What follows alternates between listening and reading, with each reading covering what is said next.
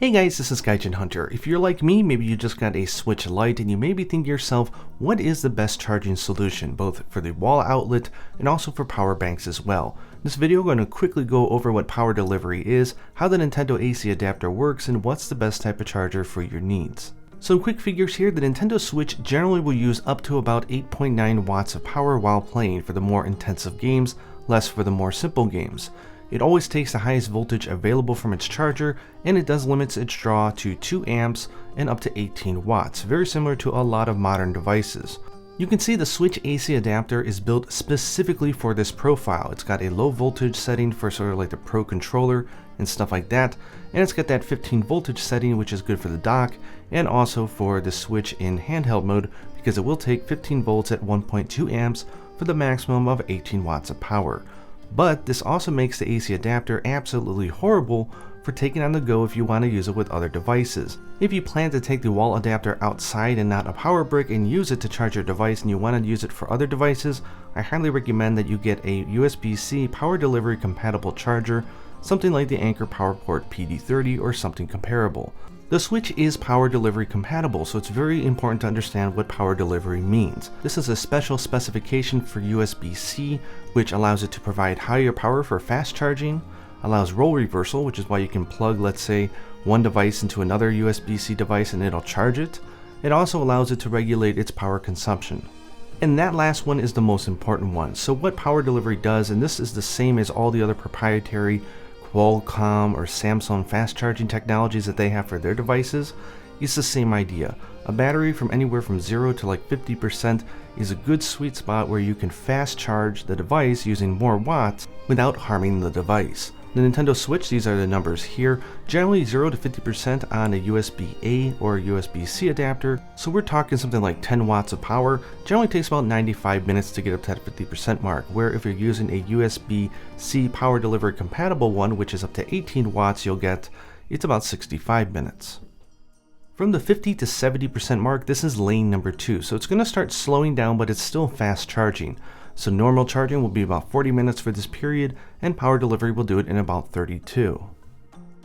From that 71 to 80%, this is the slowdown period. This is where power charging starts to go back down to a regular standard charging speed in order to protect your battery and to regulate temperature and stuff like that. So anything from this point, maybe the early 70s, you'll see a little bit of benefit, but for the most part, quick charging really doesn't have any effect beyond the 70%, 75% mark.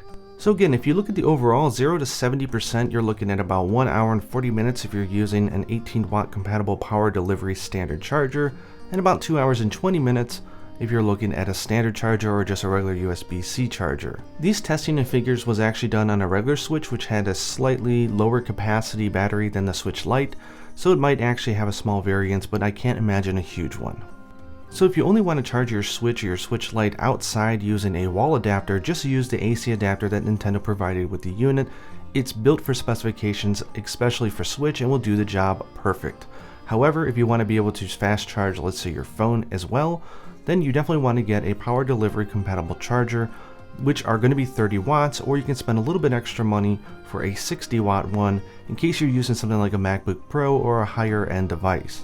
Now, in case you're curious, because they don't really advertise these way too much, but a lot of more smaller devices like phones, like the iPhone 11 Pro even, or the Nintendo Switch, tap out at 18 watts power draw, but generally will support the power delivery standard so it can do fast charging, and stuff like the iPad Pro or MacBook Air and lower end sort of netbooks generally are about 30 watts as well. So a good 30 watt power delivery charger can go a long way. Now, personally speaking, if you think back about the 3DS, it actually didn't have that good of a battery life. 3-4 hours and it would have been dead anyway, so it really isn't that much different. But if you're a little paranoid or you want to play a lot on the go, you can get a power bank, but for those you have to be very, very careful about what USB-C port it has on it. You definitely want to get something that has power delivery. Look at these two Anker ones. I own both of these, by the way. Bought them out of my own pocket, so not sponsored or anything. This is just, you know, the brand that I bought because it's here in Japan as well. But looking at the draw rates on the left of the Switch, you can see that the power delivery one on the top here can deliver that 15 volts at 1.2 amps, whereas the bottom one can only do 5 volts, which means you're only going to get 2 amps from it, so only 10 watts of power.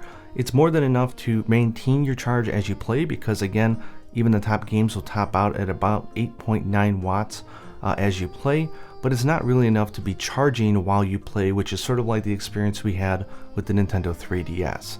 So anyways, I hope this explains what power delivery is and what charger to get in case you're curious or you haven't gotten one yet, and I hope it's helpful. I am going to post a review sort of feelings about the Switch Lite after I have a good week with it where I'm using it in all sorts of different situations. I can really give you an informed opinion, but in the meantime, I've already asked you guys on Twitter, but let me know on this video in the comments down below if you have any specific questions that you would like to see me cover in my upcoming video about the Nintendo Switch Lite and my thoughts on it.